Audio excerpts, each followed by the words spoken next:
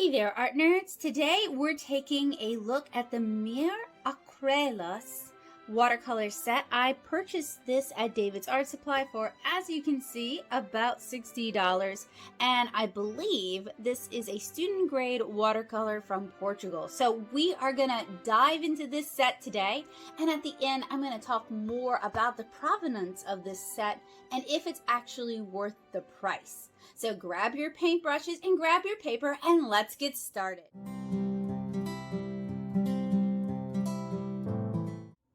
Hey there, art nerds! Today we're taking a look at the Mir Acquerla. These are Spanish watercolors produced in Barcelona, and I purchased these at David's Art Supply for around $60. So these are tube watercolors in a metal tin.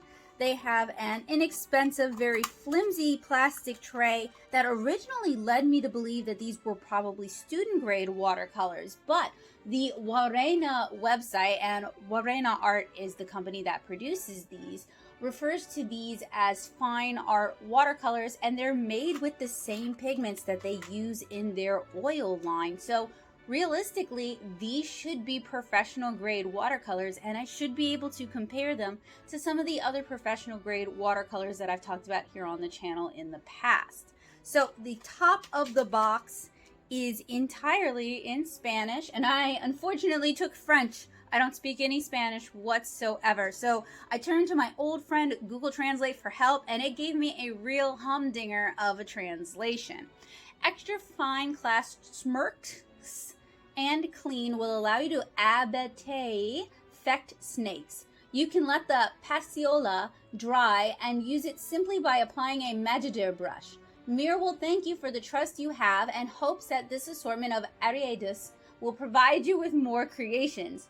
Fos crelas yunders son parumilar, Jaurena essay. And I think part of the problem is, even though it was set from Spanish to English, Google Translate might have had some difficulty reading the script, or, I don't know. It's not perfect, but it has enabled me to review art supplies from around the world, so for that, I appreciate it. So what I hope to do today in today's unboxing swatch is I'm going to swatch the tube watercolors. I'm going to also apply them to half pans, let them dry fully, come back and re-swatch it. And while this tray is incredibly cheap and flimsy, I've thrown away so many like this before in the past, I am going to use the wells that they have here and apply some of the paint there and let it dry, rather than setting up an entirely new palette and rather than using a bunch of half pans for this. Not that there's anything wrong with it, but if they've included this tray, I can only assume it's with the intention of doing just that. They also included a small watercolor brush, like a travel size brush. There is room for a full-size brush. I actually could not tell you off the top of my head how much this would cost in Spain. It was actually kind of difficult to find information about this because at first I tried Googling Mir Acquerla and I got all kinds of hits for other watercolors, but not for this brand. It was only when I looked up Jaurena essay that I was able to find any information at all. And I'll have all that linked and listed out for you guys down in the description below with my show notes. I'll also try to find this for sale online and see if I can get a competitive price for it. Now, while I love David's Art Supply, which is where I purchased it, it is an independently owned art supply store in the greater New Orleans area, right off Severn. They do tend to be a little bit pricey for things, a little bit more expensive than what you might pay online. I as a customer, see that as the cost of doing business. I don't expect them to compete with eBay, Amazon, or Blick. But generally, I have found that when it comes to student grade watercolors, they tend to be really expensive. So I am not sure how much this is actually going to cost. I would probably guess about $50. So we'll see if I'm wrong as the review progresses. So despite checking online, I really couldn't find anyone in the US or willing to ship to the US who carries these paints. So if you are more familiar with these, would you let me know what your experiences are, how you find them, if you enjoy painting that with them, are they well regarded? where you're from, because often when we get imported products here in the US, they're kind of oversold and their ability is oversold, and a lot of companies are not exactly honest about the quality that they're selling either. So it makes reviewing art supplies with something you're really not familiar with and you can't really research very difficult, because there's a lot of hype and there's a lot of promises, and it's about trying to figure out like where the truth lies.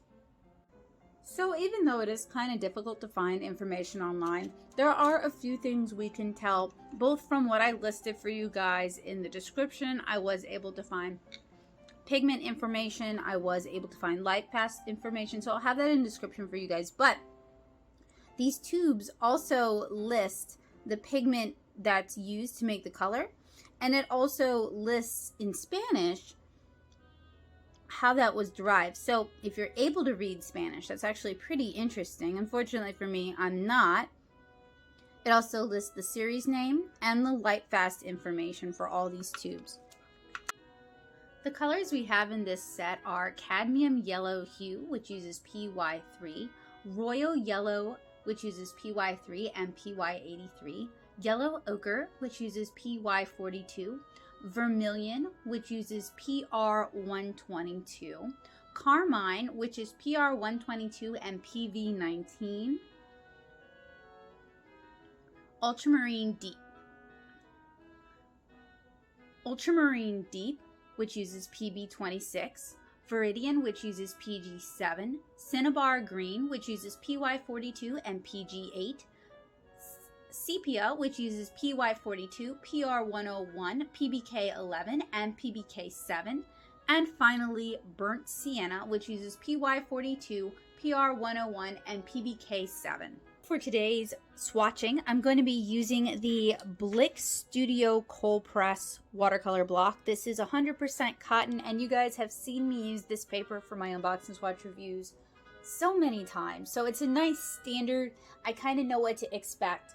And cotton rag tends to give paints, whether they're student grade or professional, it tends to give them the best playing field possible, the fairest test possible. So while this is not the most expensive cotton rag paper out there, I like it, I use it, I don't have any issues with it, so I don't have any problems with using this to test out these, especially since I do use the Blick Studio watercolor paper for most of my unbox and swatch tests. So I'm going to be looking for certain properties while I'm swatching this, and this is why I'm going to be doing two different sets of swatches, because after they've dried, I want to test for reactivatability. Whew, I don't know why, but that one's a tongue twister. So I typically paint from dried half pans. I'll buy two paints and dry them out in half pans and then use that when I'm painting. It's just more convenient. Different artists have different methods. So that's something that I'm going to be looking for as a watercolor comic artist is, do they, after they've dried in the wells, do they chip, do they crack, do they just flake off? Do they not reactivate at all? Do they reactivate well? Do they handle better than they did when they were tube watercolors? Because I found that with some of the cheaper watercolors, and I'm not saying these are cheaper watercolors, but like with Reeves, they actually handle a lot better if you buy the tube paints and then dry those in half pans and then use that. And I'm still not recommending Reeves, but if you're going to use Reeves, that's the way to do it. So those tests all give me more information. But basically, whether I'm doing it from tubes or whether I'm doing it from dried half pans, I'm looking at how they lay down, how opaque they are versus how opaque they're supposed to be. And I don't think any of these actually list the opacity, which is kind of unusual. That's probably listed on their site, so I'm going to have to compare it against the site, which is in Spanish and very small, so I will do my best. So I'm looking at opacity. I don't want all the colors to be a certain level of opaque. I want to see some variation, like I would expect maybe yellow ochre to be a bit more opaque than burnt sienna generally. And that's something else I noticed, is that there are a lot of multi-pigment watercolors in this set, particularly the burnt sienna. I think usually burnt sienna is maybe 1 or 2 pigments with the more expensive watercolors. So that's something I'm going to be paying attention to, because I really like a nice, clean, translucent burnt sienna, one that has a lot of shading properties. I'm also going to be looking at how they granulate out. I'm going to be looking for granulation. Not all of the colors should be the same granulation. I'm going to make sure I don't get some of the grittiness that I got with the Supervision watercolors, because grittiness is not granulation. They are two different things. I'm going to be looking for how much they cloud the water. I'm going to be looking at the mass tones, because that's going to give me an idea of how many, if these paints are using optical brighteners to make them look more colorful. Now, one of the things about tube watercolors is they usually don't use nearly as many optical brighteners, because there's no need. They don't need to attract you with all the bright, pretty watercolor half pans sitting there looking like candy. They're in tubes. You can't see what it looks like. So typically, if you're going to buy cheaper watercolors, tube watercolors are a good way to go about getting a better value than their half pan brothers and sisters, because there's less of a push to include optical brighteners. I'm also going to be looking to see if there's any kind of a strange smell, or if like the blues are muddy, because that might be the quality of the gum arabic that they're using. I'm going to be doing a mass tone swatch. I'm also going to be doing a gradiated swatch where I blend it out with water. So that's going to give me a lot of information. And then once it's had a chance to dry fully, I'm going to do a lift test to see how staining or how easily lifted these watercolors are. So the swatches actually tell me a lot about how these paints are going to handle in a field test application.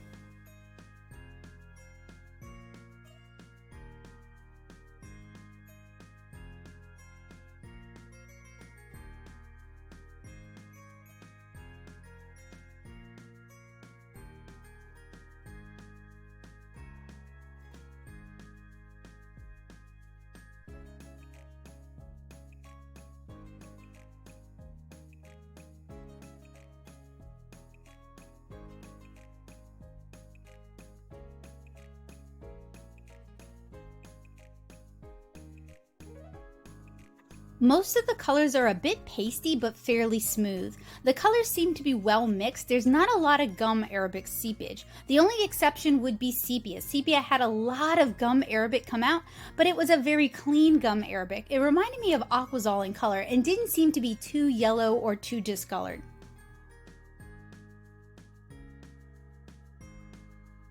So straight from the tube, the colors swatched very clean. None were overly opaque, although there is a fair amount of opacity to many of the colors, which might be due to how finely milled the pigments are. These reminded me of Turner watercolors quite a bit, so if you're looking for a dupe that's a bit more accessible, Turner would be a pretty close facsimile.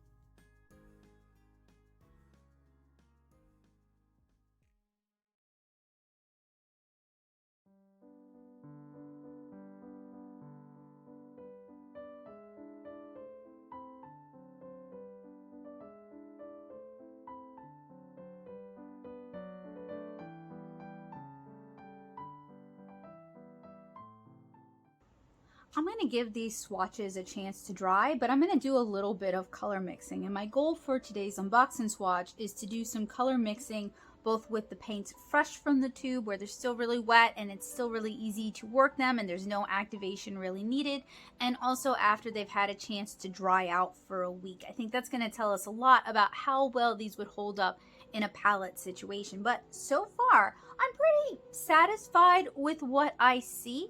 These do seem to be good quality watercolor paints. So next we're going to do color mixing while the colors are still fresh from the tube and haven't had a chance to dry out yet. I'm going to start by setting up my grid for glazing. These seem to glaze all right, although since everything is milled about the same, there's no more granulating colors, there's no more opaque colors, they're all about the same. It feels like some color is lost because most colors have some opacity to them while glazing is possible and doesn't turn to mud. Prior colors are obscured by new layers. For atomic mixing, where we manually mix the colors together, it's fairly easy to mix secondary colors with the included colors, although purples will prove challenging given the color selection. Payne's gray is particularly easy to mix because the colors don't really granulate that much.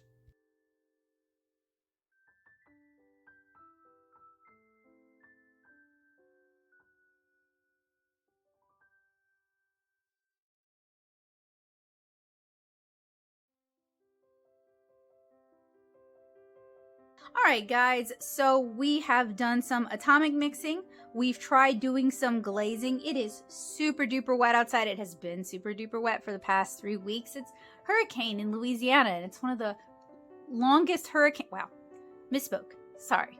Let me fix that. It's hurricane season in Louisiana, and this is one of the longest wet spells I've seen for most of my life. Hurricane season doesn't mean it rains every day, but this year, apparently it does.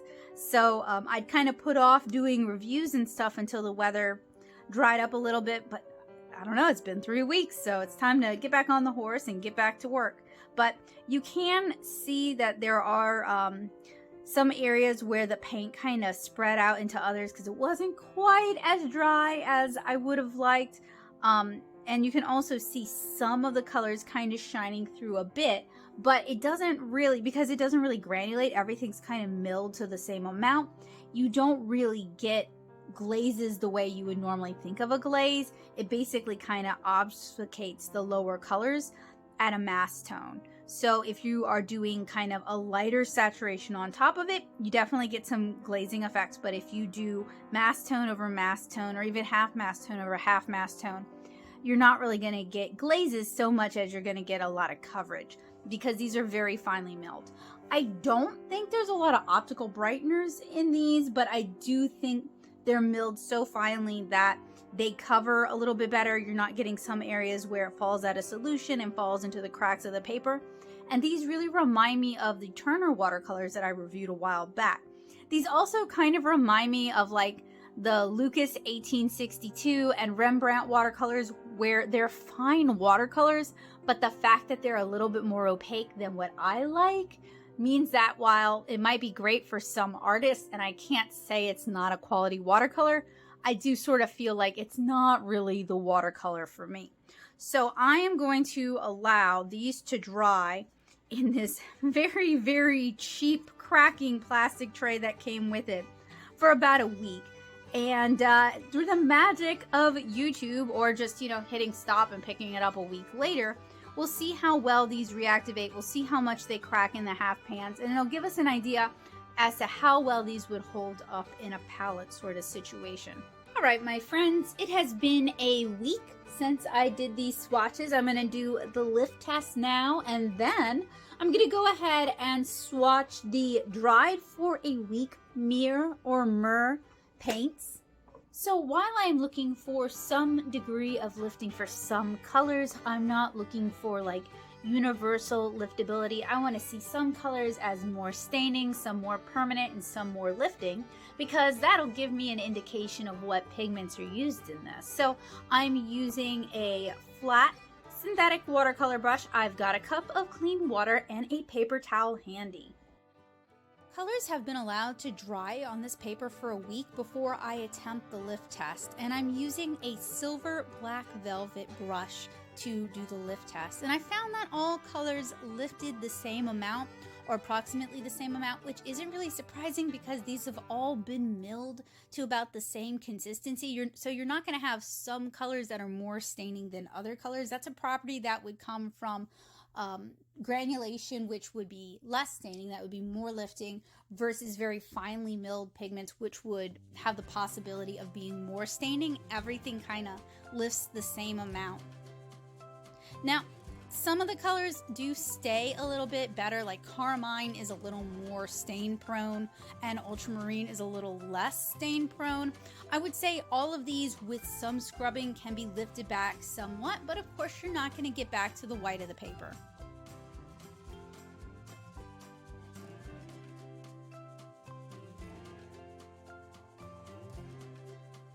So most of these colors are somewhat lifting, although not entirely lifting. You do get a fair amount of staining. While I'd had hoped to see a little bit more variation with the watercolors themselves, because different pigments do have different properties, and coarser grain pigments would be more likely to come up, whereas finer grain pigments, finer milled pigments that are a little bit more translucent would be more likely to stain.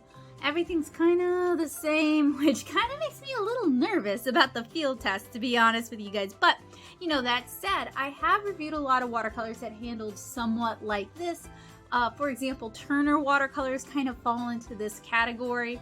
So it doesn't necessarily have to be bad news. It's just something that I'm a little bit, oh, I don't know about.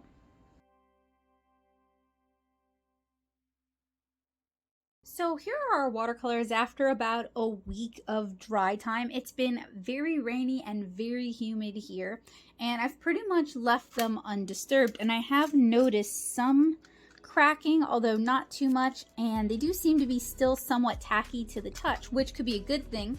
That could indicate that they're going to be quick to reactivate, but you know, there's really only one way to find that out, and that's going to give us a good chance to re-swatch these and see if they kind of reactivate as nicely as they originally went down.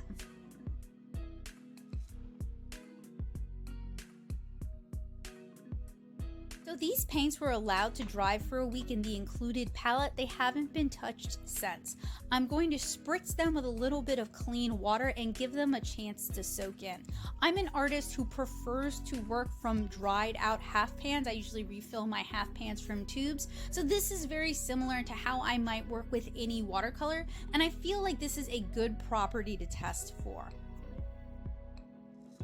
So the true test of reactivability is to re-swatch them and see if any important qualities or properties change, to see if they're any easier or any more difficult to work with once they've had a chance to dry. With some watercolors, I like them a lot better in a dried out form, like Reeves watercolors are annoying to work with fresh from the tube, but much easier to work with when dry. Whereas Arteza watercolors are annoying when wet and when dry. But with the Mir or the Mir watercolors, I found color control was a bit easier in the dry form, and it seems like there's also more transparency.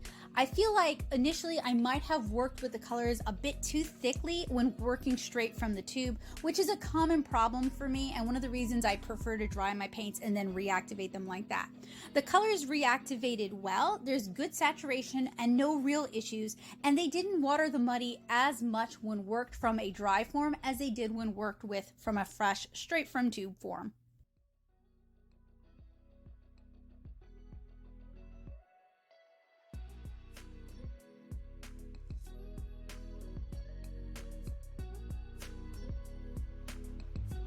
The swatches from the dried and reactivated Mir watercolors are not bad at all. I actually like them a little bit better than using them straight from the tube, possibly because I might be grabbing a little too much paint when I'm grabbing it from the tube. So I'm gonna do the lift test again, although I don't expect the results to be that different. And then we can talk about the pros, the cons, and our verdict. Strangely enough, these were less prone to lifting than the first time, maybe because I hadn't gobbed so much paint on. So here was our first set of swatches from a week ago. As you guys can see, these were straight from the tube. The colors are a little patchy, a little scratchy, and you can see everything is quite a bit lifty. I allowed them to dry out for a week and re-swatch them, and I like how they handle so much better in their dried form. This is more what I was hoping to see initially, and I feel that I can go ahead and recommend that if you want to use these watercolors and you have problems with saturation control, pigment control when you're working from tube, dry them out. They reconstitute quite nicely, and they even handle a little bit better than they did straight from the tube.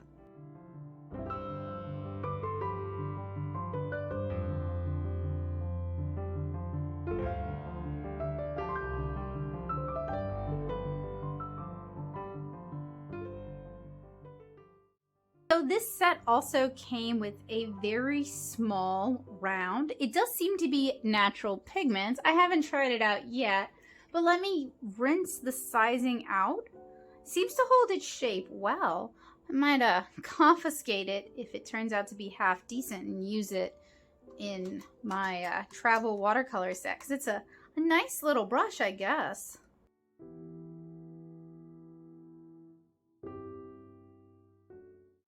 Does seem to hold its shape pretty well, even when pulling tight curves like that over there.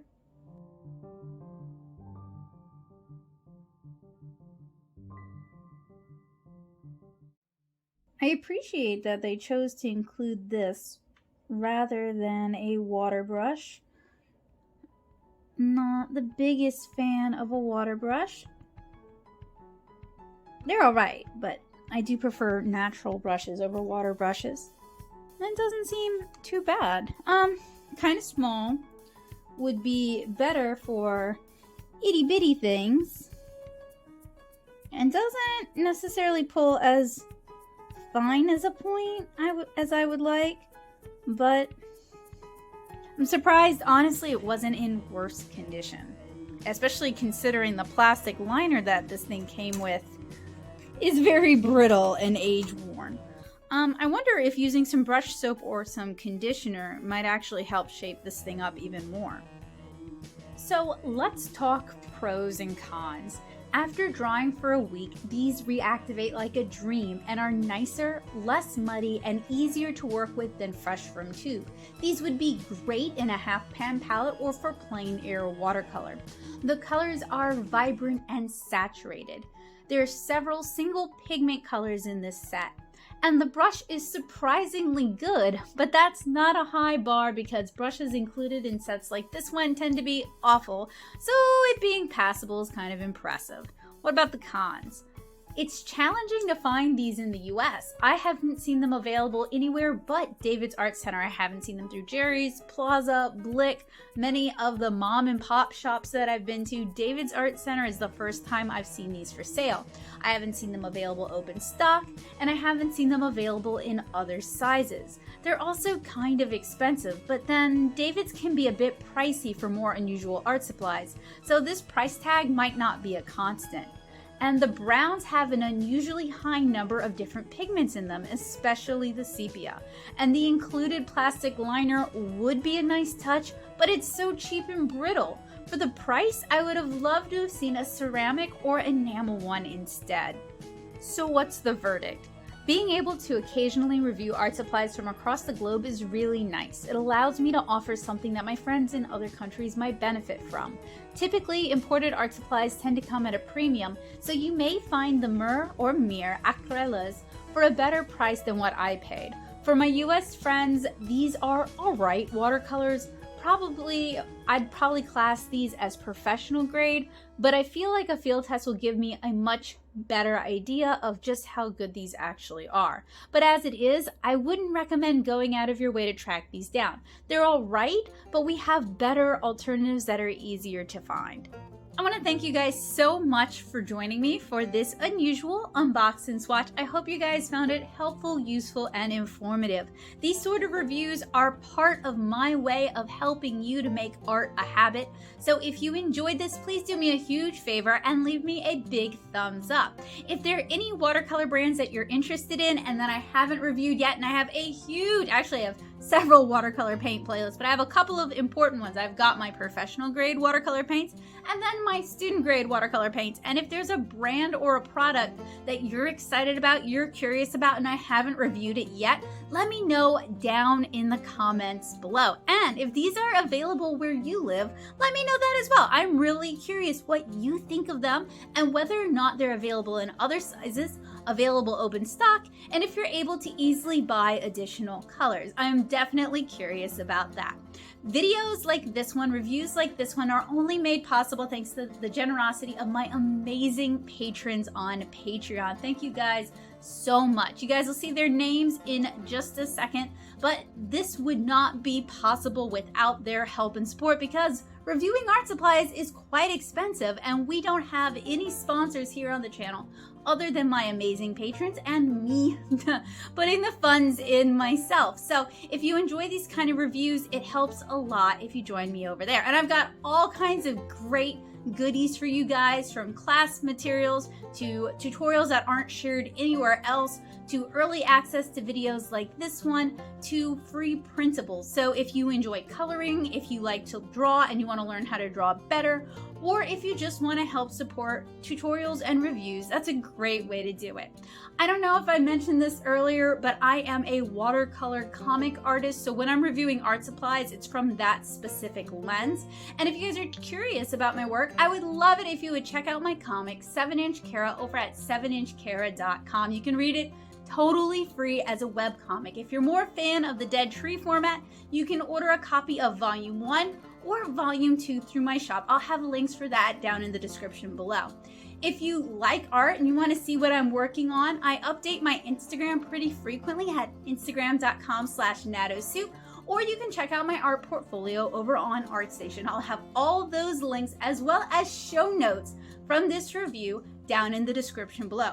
I'm going to field test these watercolors, and that means putting them through their paces and painting a full illustration. And I hope you guys will keep an eye out for that. That's going to be a second video, and I'm really looking forward to it, and I hope you guys are as well. So I hope you guys have a wonderful day, and I hope I was able to help you guys make art a habit. Bye, guys!